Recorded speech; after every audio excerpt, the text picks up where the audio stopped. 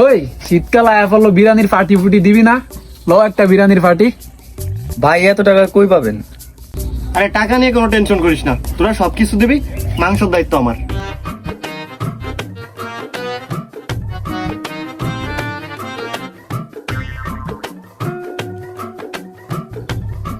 কিরে তখন তো খালি খাচ্ছিস, পাক কেমন হয়েছে কবি না?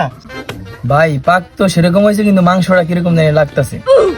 এই তোর কাছে পাক কেমন হয়েছে?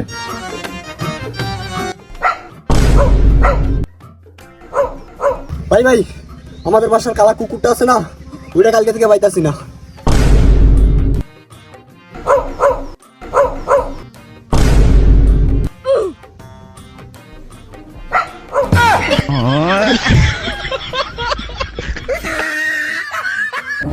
ছাগল মনে করে যেটা চুরি করে আনছিলাম ওইটা কুকুর ছিল।